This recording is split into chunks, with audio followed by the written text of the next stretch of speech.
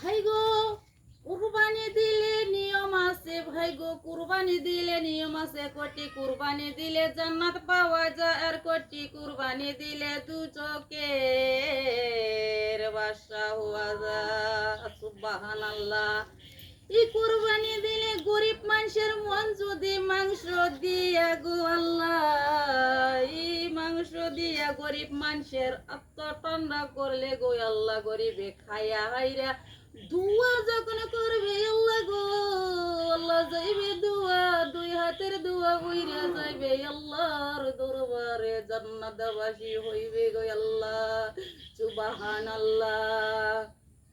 আর যদি এটা ভাইমে কুরবানি দিবেন যে নিজে কুরবানি দিয়া নিজে পরিয়াল লইয়া হাইরা উলা মেলা কইরা হাইরা খাইয়া, এই কুরবানি তোমার হইবে না, এই কুরবানি তোমার হইবে না, এই কুরবানি তোমার জান্নাতবাসী হইবে না। সুবহানাল্লাহ।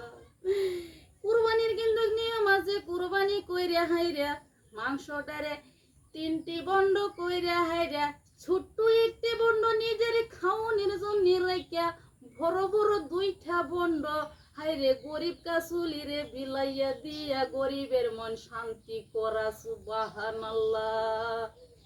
কিন্তু কুরবানির নিয়ম আছে বেঞ্চেরি, কুরবানির নিয়ম আছে, কুরবানির কারণ আছে। কুরবানি দিলে মন দিলে সাদা কইরা সরল কইরা, সুদের টাকা দিয়া না, হালাল টাকা দিয়া না, হারাম টাকা দিয়া না, হালাল টাকা দিয়া দিবেন।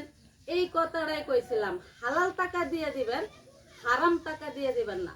হারাম টাকা দিয়ে দিবেন না, হারাম টাকা কুরবানি হইবে না।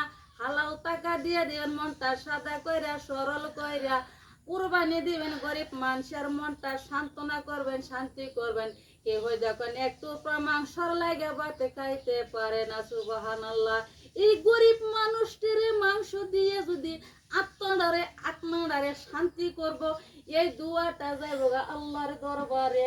লগে লগে তুমি পাপ করলেও আল্লাহ কি জানি তোমারে মুক্তি করবার পরে, গরিবের মন শান্তি করার পরে। সুবহানাল্লাহ।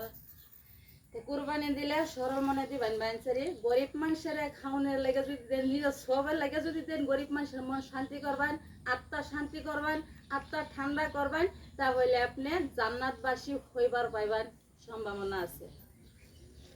আল্লাহ।